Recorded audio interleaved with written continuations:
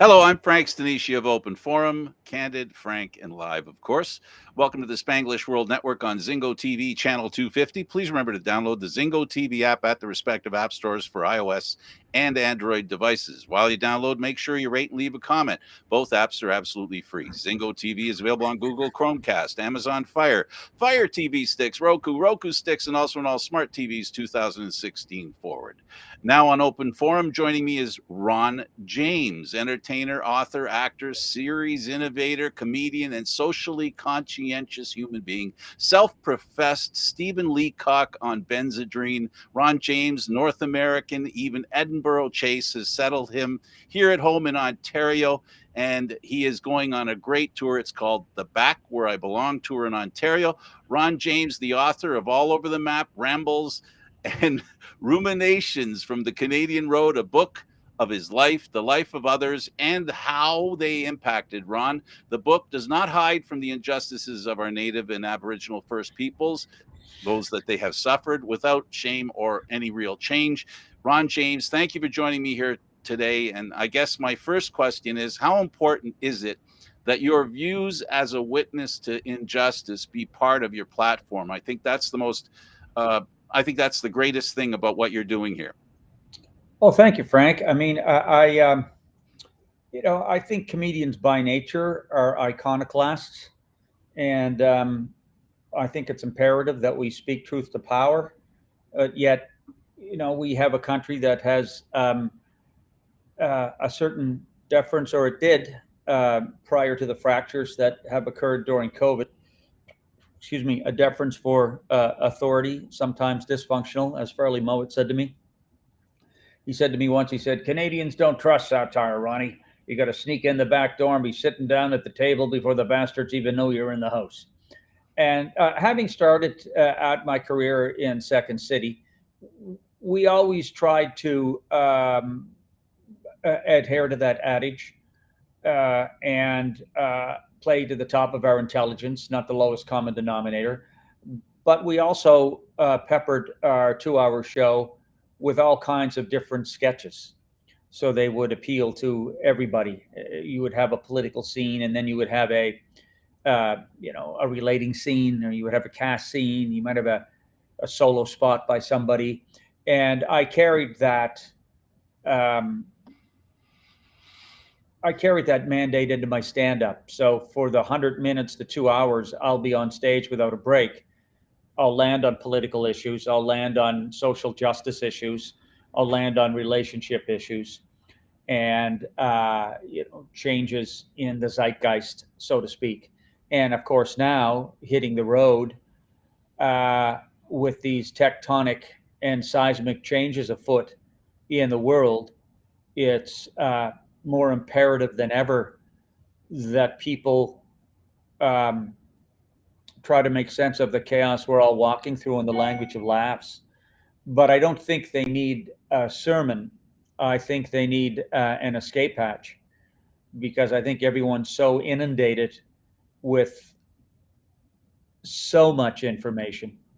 I mean, we've become gluttonous in terms of all the information we can and do consume. I was saying that I'm getting so much information, I don't know what's going on. So when someone went to the Oracle of Delphi to ask for advice, they said, "Who's the smartest man in Athens?" And the Oracle of Delphi said, "Socrates." I said, "Why?" Because the first thing he said to me was, "Look, I don't know anything." And I think, and then someone sent a meme to me yesterday, which I laughed at. It said, I'm no longer an expert on epidemiology. I've transferred my skills to becoming an expert on no fly zones. Looking forward to the new change of career. Yeah. There's always a cultural shift. There's always something, it almost seems as though, uh, we can only look at one bobble at a time. Now, when you do your stand up and when you do your work and when you think about what you're doing, you have to be more broad minded, right? Because you Absolutely. can't spend an hour talking about no fly zone. No, no, no, you can't, nor Putin, nor the convoy, nor, Jeff Bezos and his spaceship. you land on all kinds of different bases, and that's imperative. I've always said that uh, I like people to be laughing at different things in the same joke, because you have a wide swath of individuals who'll come to buy a ticket. And I also want to make sure that they feel a lot lighter leaving the theater than when they walked in, because it's really a comedian's job to not put another brick on their back, but to lighten that load. Yeah. And if they can process the last 2 years of trauma we've experienced in the language of laughs, all the better. I went on tour in the Maritimes with a dozen dates in the fall with people double vaxxed and masked and sitting shoulder to shoulder, laughing their worries away. And I thought, this is great. And now, lo and behold, the same thing.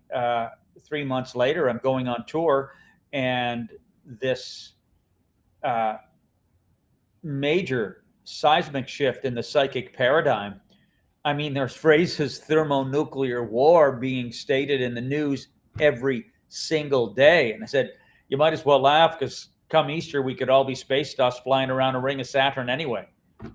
Then all those fundamental Christians who wanted to go to heaven for the end times will get their wish, so they'll be happy. But I'm in no rush to hang around heaven listening to Johnny Cash and June Carter harmonize. Well, it's funny how much things change and then they remain the same. And as a comedian, a lot of your material, like when I was listening to your book, you talked about a time when oil was $140 a barrel. Yeah, Everything, and no matter how much things change, they remain the same. here it And the is. issues then that you talked about are relevant today. It's interesting how cyclical it is, isn't it? Yeah. Oil was at $140 a barrel. Every time a car blew up in Baghdad, there were two new trucks in every Albertan's driveway. And I was living large. I mean, I was putting two sold out shows in the Winspear Center. Uh, and that's 2,000 people. I mean, we were going out for encore dates in 2007. Time after, I mean, it was the land of the second chance for people from Atlantic Canada, and I loved it. And a lot of Easterners don't get to see Alberta, and a lot of Albertans don't get to see the East. And that's one of the things that I'm proud of with the book, is that if there's any theme, it's a celebration of people and place, and that everybody is just trying to make tomorrow better than today and get through this world in one piece. I think within Canada, we talk about diversity, right? And one of the things that the Maritimes have taught us is that they'll go where work is, and we just talked about oil, and back then, and a lot of the folks in the Maritimes were leaving the province for work to go to Alberta. So we do have that. It's not a paradigm shift, I guess, but it is a shift nonetheless, where we're getting at least some people interacting within Canada. We're not delineated by what province we're in. We do have a few people that understand what's going on everywhere. So how does that affect your tour? And when you tell your jokes, does it allow you to at least maintain a kind of consistency Yeah, across the country? absolutely, it does. I mean, I customize for each place. I always have. That was the genesis of me writing my 9 1-hour specials, and I would hone a third of the act on the. I would hone a third of the customized material when I was on the road, and then I'd come back and research and write the other 2/3, and then it would go from the page to the stage. Because if I'm doing a show about British Columbia, I can't exactly work the material out at a club in Toronto. Can And we? so I Okay. addressed the CBC's mandate at the time. I'm proud to say the last 4 specials did 1.4 million viewers, 3 out of the 4. But, my hair turned white, I turned 60, and I was shown the door. So there you go.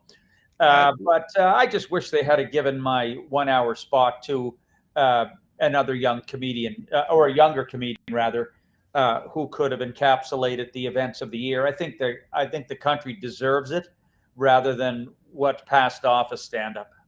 and there's talent out there that they could Tons of find talent. It's somebody, right? unbelievable. Toronto is rich with talent, just rich with it.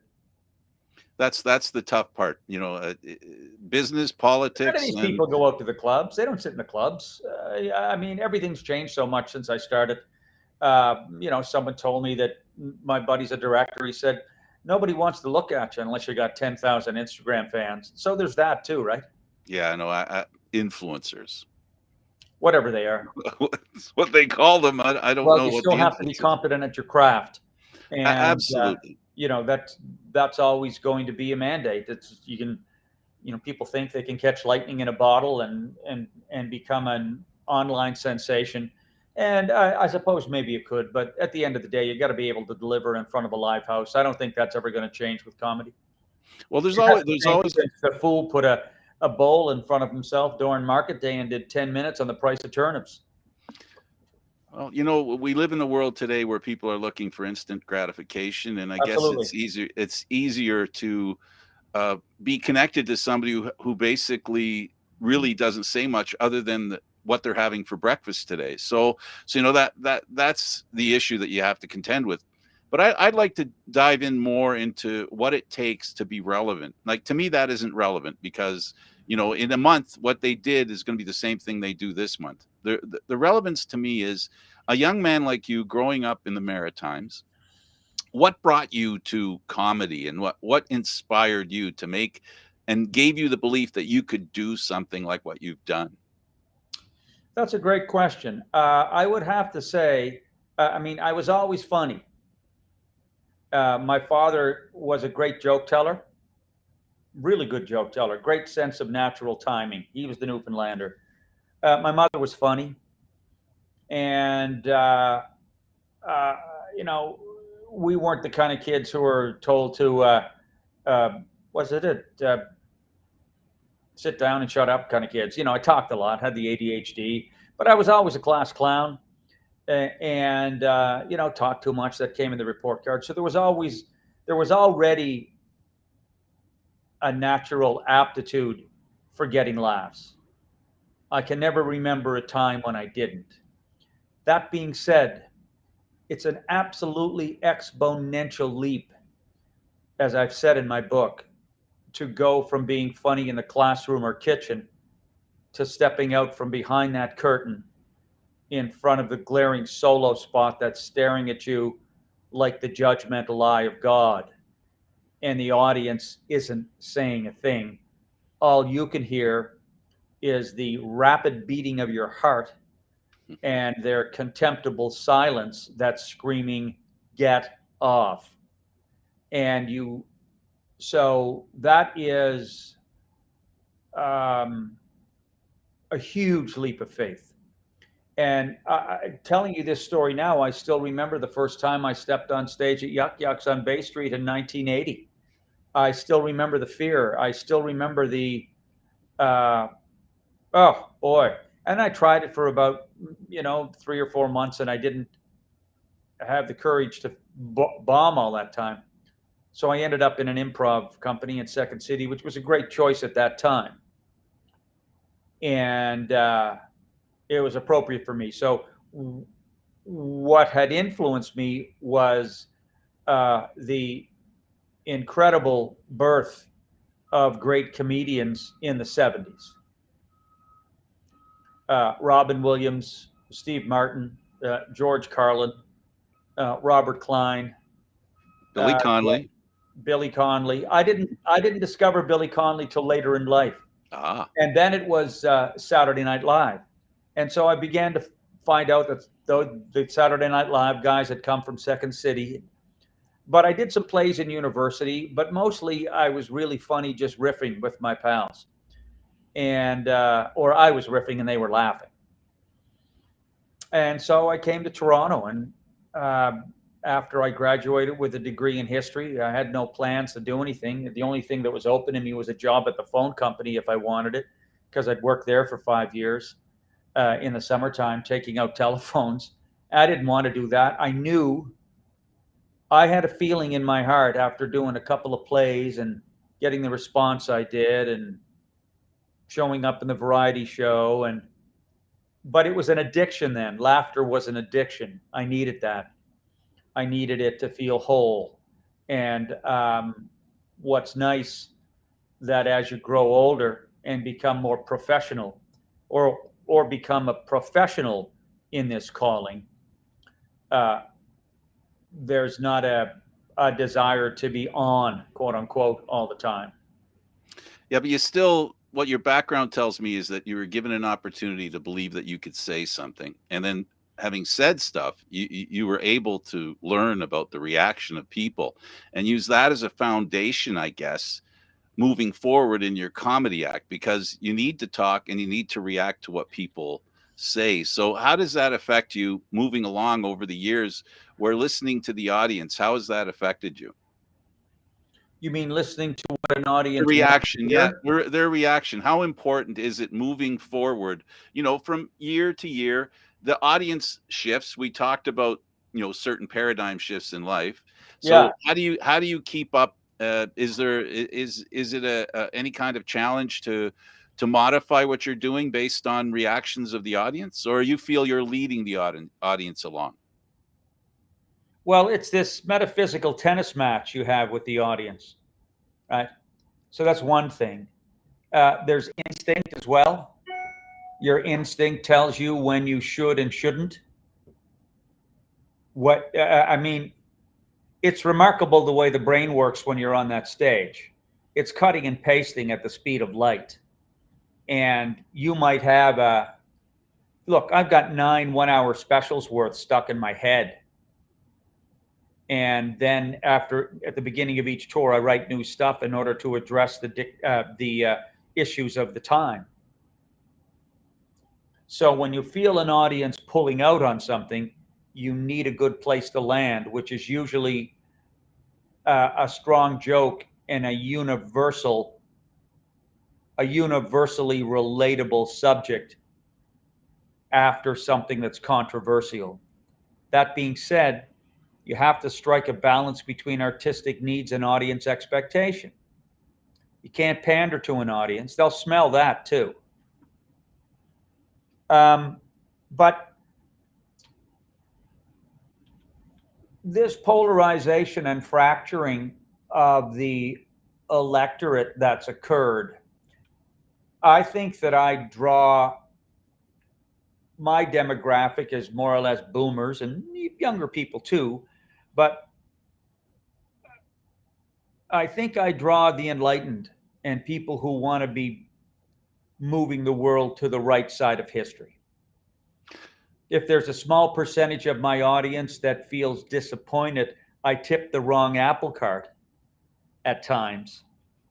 That's the chance you have to take as a social satirist. I don't think I'm going to be getting a lot of trucks parked at my theater with upside down Canadian flags flying on hockey sticks. Well, that's something that I'm not sure that's an aim anybody wants to have, that kind of negativity. But let's talk about fun negativity. You've had hecklers. How do you deal with hecklers? I'll when tell they you, that is the crucible of the club years, dealing with drunks and hecklers. And I've been asked this question several times, and I never did have a comeback with them. But it's usually 1, 2, 3, and then you got to shut them down. You let them be part of it for a bit. And I never built my act around riffing with the front audience, which boded me very well when I moved into soft seat theaters. I mean, I don't think we've clarified to your listeners that, I moved out of the clubs 25 years ago, and I was the first Canadian comedian to do so who wasn't sponsored by the CBC at the time. Lorne Elliott did it with Madly Off in All Directions, which gave us great opportunities to be heard nationally, much as the Debaters does today. But I started playing soft seaters a long time ago, booking myself when nobody was doing it, and there was a civility about the soft seaters that didn't exist in the clubs. Namely, you're not dealing with the drunks, but Yeah. you can't let those kinds of people take over your set. It's a knife fight in a phone booth. But those times that I had to deal with them, second show Saturday night in Sudbury at Yuck Yucks, it made me stronger. And if you can do your 45-minute set and not know what you've said, but know that you've survived and you're getting a big round of applause, you're a survivor. And I miss aspects of the club scene. I miss that scrum. I miss that I miss that street fighting aspect of the work. And there's some comedians in the country who are great at that. But Canada doesn't have as healthy a club circuit as America does, and it boils down to numbers. 375 million people in America, 37 million here. I mean, Bill Maher can say what he wants and have half the country of America hating him, and still have 7 times the population of Canada thinking he's a genius. Yeah, absolutely. The reason I was mentioning that, it wasn't just so much, not directly that, is sometimes heckling is a compliment. Sometimes you think it's a heckle when it is a compliment. One of the nicest stories that I like, one of the nicest stories I liked though that you told was the Don Rickles one, where Rickles, yeah. where you asked him. That's the point I was trying to make. Is that from heckling does come compliment as well. It's not always as cut and dried as a love-hate relationship. Or the Rickles story was great. When I came off stage, I'd been doing this old bit about camping's fun in the daytime. As soon as the sun goes down, everything that eats meat wakes up. I was pretty safe, though. We camped beside some Germans. God bless them with their accent, will scare anything. Ich won't leave in the house, the uns, leave in the schnell, up on the house, and the house is leaving it. And they were only trying to get the tent up. Anyway, Rickles was watching backstage at Just for Laughs. He hosted our gala event, and he came up to me, grabbed me by the face. He said, "That was a great set, kid." I said, "Thanks very much, Mr. Rickles." He said, "I never got my first break until I was 40 years old. How are you? How old are you?" I said, 42. His face goes like this. Slaps me on the side of my cheek. "You're finished." Anyway, I went down to his dressing room, and he was in there with his buddies. He was just sitting there in the corner with 2 high balls of ice water and his tuxedo open, not saying a thing. And he wrote on my poster, "Funny is as funny does, and you are." And 6 months later, I was stuck in a blizzard trying to get to Prince George, BC, a primal blizzard that a Yeti wouldn't wander. And that stayed in my head. Funny is as funny does, and you are. So there you go. Yeah, that's the kind of point I was trying to lead into that. Sorry, I was trying to drag you down that road good. For a reason. When we talk about comedy, and we talked a little bit about seriousness. When it comes to seriousness in comedy, it's a real good dance when it works. When people go, ah. What are some of the moments that you're most proud of that your work has highlighted? Oh my gosh. I know there's lots of them. I could tell you if you want. Yeah, bring them up if you want. Yeah. Well, when you talk, well, just even the thing about you brought up just now about Germans using it, as a moment when people say, we don't move on. It's important that people move on. Not that what Germany did has to be forgotten. That's not my point. My point is that we They're tend the super good guys now, and justifiably so. I mean, the way they've opened their arms and houses and hearts to fleeing Ukrainians. Right. And that was the other thing that caught me in your book. When you were talking about immigration, the first group that you mentioned was Ukrainians. Again, and this is something that you wrote when you were talking about going out west. Yeah.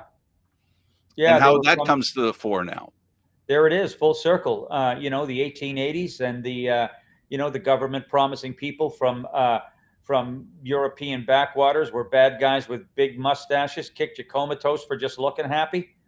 And suddenly they show up at Pier 21 in Halifax, walking right out of the Middle Ages, really, headed for 160 acres of gristle-hard prairie in a land so mean it could eat you. But the posters that Canadian government put up across Poland and Silesia and Russia and the Ukraine were waving fields of wheat. These people worked very hard and they dropped dead behind the plow at the age of 55. And yet the people who got their walking papers at that 160 acres of free land were the Cree and the Assiniboine and the Blackfoot. This is the pain and the contradiction of empire. Yeah, this is one of the things you see. That's what makes you go, when you realize, like, you talk a lot about having Native friends and how the Indigenous people I met on the road really opened my eyes to a wider world in Canada, and how forgiving they are, and When I read that part, heard that part, it amazed me that their forgiveness was so willing to be shared with you. You talked about an elderly Native woman who you met personally and had a great conversation with, and how she shared her thoughts with you, which obviously impacted on you because you related them in your book. She did. The indigenous chap in Prince Albert, he did. At a Safeway, we shared a coffee together, and these people just started talking to me. My favorite story in the book is Vern, about this stranded indigenous chap who the bus dropped him off at the Petro Canada station, and he knew my name, which is remarkable. Because, as I said in the book, nobody knows Canadian performers' names. NDP backbenchers get more name recognition than Canadian performers do. And so I ended up giving him a lift from the Airdrie gas pumps to Leduc. And it was a frightening ride, because he was angry and he had a couple of pops. But he just kept saying, "Hey, you're that rock and roll star from the radio." I said, "I wasn't a rock and roll star and I wasn't on the radio. I'm a comedian and I'm on TV." And he went, "Yeah, whatever." But there was a sweetness to his soul, And so I gave him that lift, and I don't make a habit of that, and I haven't in the 25 years I've been on the road. And the elderly indigenous woman had been hitchhiking on a road in the Yukon at 7 o'clock on a Sunday morning when it's minus 35 degrees. And I was driving back to Whitehorse from Tagish Lake, and I remember walking past the person, seeing a thumb out, and thinking, boy, it's a serial killer. It's going to take him an hour and a half to get the butcher knife out from beneath the layers of Gore-Tex. So I gave her a lift, and she said, "What are you doing up here?" I said, "Well, I had a couple of days off, so I rented a cabin and I went for a hike in the woods." And she said, "By yourself?" I said, "Yeah." She said, "Whoa, God was watching out for you."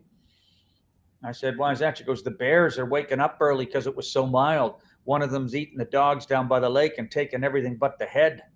And I'm thinking, I remember Kwakiutl folklore where a shape-shifting she-bear eats her suitor. And I'm hoping, gee whiz, if she turns on me, she's going to make an awful mess of this rental car. I looked at her and I said, no. I was singing Battle Hymn of the Republic at the top of my lungs, and every moose or bear in 127 kilometers would have had their paws over their ears. I'm such a bad singer. And she went, "Oh, you should be a comedian." Now, that was 20 years ago when I first started doing stand-up. And yeah, so, and then, of course, on the caribou hunt with Charlie, who was a native cinematographer 30 years ago now in Vancouver, but fell to addiction and then pulled himself out of it. And now he was up in a res 3 hours north of Suluka. So the average white dude from Toronto doesn't have those epiphanies. I had a waitress tell me her life story years ago at the Delta Hotel in Calgary. Happened to be from Cape Breton. An elderly grandmother flying to Deer Lake, Newfoundland, told me of her story. And there was a sweetness and an honor to it all. A crusty old hockey player who played in the Woodchoppers League in Lake Huron in 1947. And some of them would end this with, "If you ever write a book, put it in it." So I think they wanted their stories heard. So I felt like I was a chronicler. I felt like I was chronicling something important and celebrating. And it was the hidden boon of me following my bliss. It was the hidden gift, and far greater than a payday's treasure. I totally understand the road that you found yourself on here. We do a lot of sports programming here, and lacrosse is one of my favorite things that I do. And I've had the good fortune to, the people of the Creator have affected my life, and I've had the good fortune to get to know them a little bit. Changes you, man. It's it doesn't have to be angry. It can be understanding and be compassionate and not look for a war, but look for peace. It is so hard to carry, anger. I was going to end with it, but I'll say it here. Letting go is really important. And, that's an important thing. That's why I put that story in about Joe Kapp and Angelo Mosca. That was my lead in, grizzly bear. Thanks, A good bro. segue from the grizzly bear to Let that it go, bro. situation. Let it go. This fight was something else. Boy, having to, and I was supposed to interview those Titans. My chair was right in the middle. You imagine? Oh I saw boy, it. I Joe couldn't was like believe it. Joe Cap was just a spring-loaded puma, not an ounce of fat on him, lean and mean. But his eyes looked lost, and I read later that 3 years later he died of Alzheimer's, Oh, as gee. did Angie, I believe. And but Angie's hand was the largest human being's hand I'd ever shaken in my life. My hand was swallowed by it. It was a tennis racket of muscle, bone, and gristle that I said in the book um, had spent a lifetime turning grown men into pools of cartilage.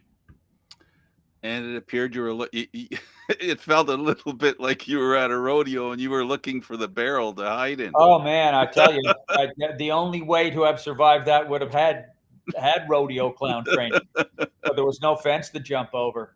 It was a remarkable day, and it's available. I mean, you can still see it on YouTube. And when you look on YouTube, there's a little guy in a black suit running really fast to the left, stage left. That's me.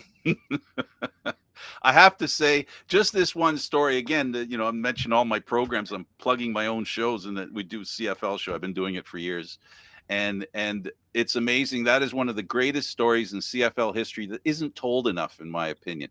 And the book is worth purchasing or buying. As you know, at an emergency basis, I had to listen to your book because I needed to get it in a hurry, and hearing your voice describe that day, it's worth getting the book, even the Oh, verbal thanks, Frank. version. Oh, you're welcome. I truly mean it. It comes from the heart. I was laughing out loud, LOL, as they say nowadays. Yeah, as And they say. I And was impressed with your delivery, and I've always been impressed with your delivery. And one of the things that I find very interesting is that you have never been, you've never been a static person. You've always gone horizontal and spread yourself out, and not let small failures stop you. Black Fly was an experience that could have been a lot better. You you absolutely, the experience was something that you did for 2 years, and a what I really, validation of the imagination. yeah, and what I enjoyed about it most, and please talk about it, but what I want people to know is, while it was 2 years and it was a frustration for you, all you talk about is the good it did in that community for 2 years. Well, you have to see the silver lining in it, right? I mean, I was wounded, and it took a long time to process, and that's where the live work and my road came in. So for 7 years, I hit the road really hard after that, and because there was no excuse for the production company Salter Street to throw us under the bus the way they did. But they were working with Michael Moore, and Made in Canada was their flagship show. This hour is 22 minutes, and we were just some kind of rural cousin down the road, some strange period piece. But I loved working with those actors. Colin Mockery co-starred with me, Shauna Black, Sherry Miracle, um, um, and Lauren Cardinal and Richard Donnet and James Key. Oh my gosh, it was just wonderful. And I got to shoot in Nova Scotia in the summertime. I got to write and star in my own show. And Global were contemptible. They didn't give a shit. They just put us on at all sorts of different times. But you have to learn to see the hidden boons in things, especially in Canadian show business, because not many people uh, grab the grail. And all you can hope is for longevity in a show, really. But it was a great idea, satirizing current social and political trends in the context of the 18th century Canadian fur trade. I don't know how I sold it to Global at the time, but I did. And it was cool. I walked into the fort one day, and there it was. But I had no editorial say, and that's imperative with your own vision. And I had people at the helm who didn't trust funny. And you have to trust comedy's subversive nature. It's just not storytelling. It's storytelling layered with affable subversion. That's what we Yeah. talked about. That's what we talked about at the beginning, is that there's Yeah. always a message in comedy, because if there is no message, there's no relatability by people, right? Because Correct. I have to relate to what you're saying. If I can't relate to it, how do I laugh about it? I hear you.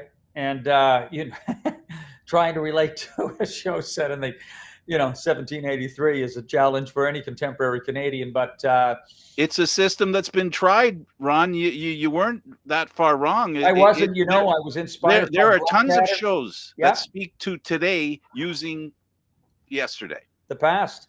I was so Tons of inspired by Monty Python and Blackadder, and any contemporary drama that's set in the past speaks to us today. But lesson learned. And so when I came to my own writing room here in these offices for the Ron James Show, we were able to build a team, and I approached it differently. And I had a producer who was taking my ship in the same direction. And you're still going to have network fights. I mean, they bounced us around the dial 7 times, but that just comes with the territory, as I said in the book.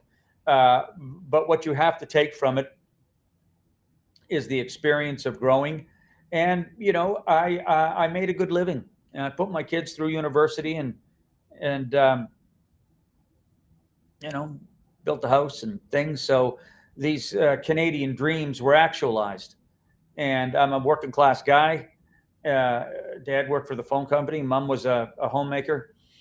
And I've always had a job since I was 13 years old, whether selling papers, working at the grocery store, or working at the hospital, or delivering papers, or driving my truck. And it was imperative for me to make a living at this chosen craft. And the Ron James Show was an example of that, and a good segue for me would be not the euphemistic little guy Ron James, but the actual little guy. Thank you. That guy in the show used to have me in hysterics. His attitude. Oh, little Ron. Was a young, Well, I said, I wasn't talking about the little Ronnie euphemistic one. I was talking about the actual little Ronnie. Yeah, it was a cool little cartoon. It was a cool little cartoon. Absolutely. It was an homage to the Coal Town Road, of course, to a day that is no more, and to my relatives and things like that. And so you pull from so many different. Johnny Carson said this to Steve Martin on Steve Martin's 11th time on The Tonight Show. Johnny Carson leans into him and says, "You'll use everything you ever knew." The best biography, period, on comedy is Born Standing Up, Steve Martin's. And I listened to it in the car, just like I listen to a lot of stuff in my travels. And it really stayed with me because it's true. You just plumb every corner of your head for an idea. Yeah.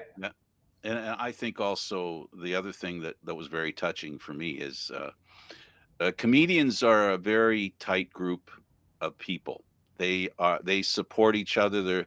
We talked about Yuck Yucks, where it's a competitive situation, but that competition still has a very deep-rooted supportiveness in it. Yeah, there's guys there that were friends forever. I mean, I only did Yucks for 6 months. I went to the Laugh Resort, and I was there for 5 years. That was an independent club. But there was a great spirit everybody was trying to get somewhere. There's no doubt about that. But it was very supportive. I enjoyed that place. I didn't find it nearly as political as Second City was. I had also enjoyed your discussions about the late Mike. Oh my gosh, just died recently. He was kind to me, and he was supportive. And in his later years, when he got sick and had the liver transplant, and then came out the other side. I mean, no one lives after a liver transplant, and he's incredible. Yeah, he was good to me. And as far as your life is concerned, we all in life have challenges and stuff, right? Yeah. like you, I didn't. My marriage didn't survive. Yeah. Kind of like you, I took business far too seriously. I was into construction, and I would work 7 days a week. I'd work Christmas Day, New Year's Day, so I can relate a little bit about some of the pratfalls and troubles that a person like yourself, who's traveling on the road, how difficult it is to maintain a relationship. What have you learned looking back at that? Because I know your relationship with your children is great now. What Yeah. did you learn from that experience that you could share with our viewers?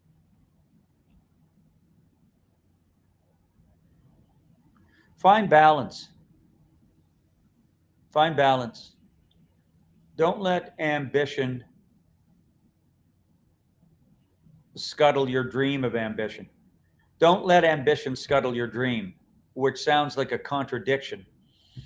But I loved many family moments.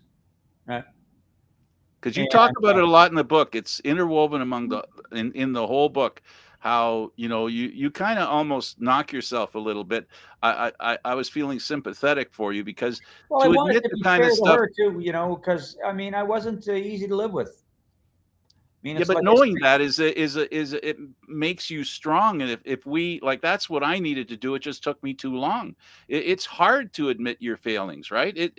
But once you get to the other side, you feel better about it. you do, you do. You feel. I know I'm a hell of a lot stronger, and I know I'm. When your daughters say, "Oh, Dad, you've changed so much," and I mean, we'd grown apart too, without getting into any details about everything. We were just going our separate ways, and she didn't have a job, and she wanted me home, and I said, "Honey, I'm actualizing my dream." And she said, "Well, I didn't want to be married to a comedian." She said, "Take a dip in the backyard pool and forget about it. Yeah. I don't know, find something, go back to school, do things like that, volunteer, engage with the world." And it just didn't happen. And so, and I was, I would come back from the road and have all these great stories I wanted to share, but I didn't want to with her because I did them myself, and it would make her feel bad that she wasn't having the same epiphanies and eyes on this wider world that I was.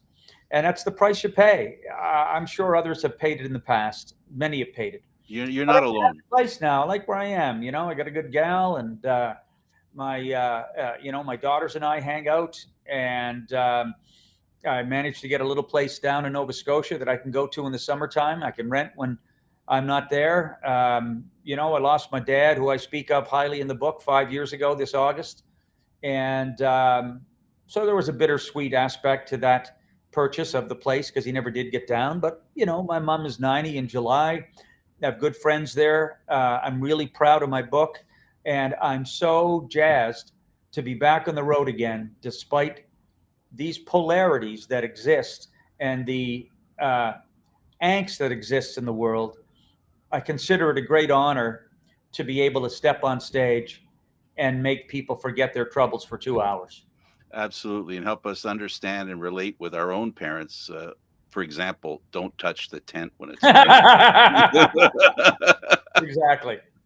right. There's Exactly. advice that parents have that you should listen to, but unfortunately, sometimes we don't listen, and then we learn why it wasn't a good idea. You got it. Yeah. So, I have to tell you, the other thing that I wanted to talk to as well is that you're having a contest. You're still having that contest, right? No, I didn't have that contest. Oh, was it somebody else doing it on your behalf? Was that just yesterday? No, there's one. I've never won a contest in my life, so I figured the next best thing was giving you a chance to win a few DVDs and an autographed copy of my new book, All Over the Map, Rambles, Ruminations from the Canadian Road. This might be one of your promoters doing it on your No, behalf. I just have an IT guy that I work with, Oh, and okay. we did that, and we did have the winners Oh, okay. because that was an interview that I did online. Uh-huh. That's an advertisement for an online interview I did. Well, that was nice of you to do that, is all Oh I was yeah, trying I love. to. Oh my gosh, during COVID, I did 3 live shows from my living room, live from my living room. I did.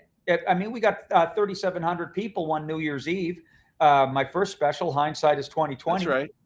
And then the next in March, a year ago now, we did Spring Loaded. I did several corporate gigs. But doing those shows from my living room was a riot. That was fun. Nice challenge, but it was cool. Felt great. We know that you've got the book out Yes. all over the map. We know that you're going on tour. We have it up there, Ontario 2022. Yeah. And I guess in closing, what I'd like to ask you about is some of the venues that you've been at. You talked about soft seat, and for the people who didn't understand that statement, it basically speaks to being in Massey Hall as opposed to the old, in a bar, where you have hard seats, right? Yeah. So a lot of the venues that you've had, you speak about them highly. Tell us a little bit about what you're looking forward to, which towns. Give yourself a little plug here on where you're going. Oh boy, you mean in Ontario? Yeah, in Ontario. Oh boy, Kingston's always a hot room. Love Kingston. The Aurelia Opera House, nice pocket opera house, 700 people in it. It's wonderful. The brand new theater, the Heaven St. Catherine's, really nice. The Roxy, have a soft spot for the Roxy up in Owen Sound. And that's one of the first theaters that I ever put a show in. Burlington has an amazing theater. It seats about 1,000. And of course, the Grand in London. That's an old vaudeville house. They have ghosts there and everything.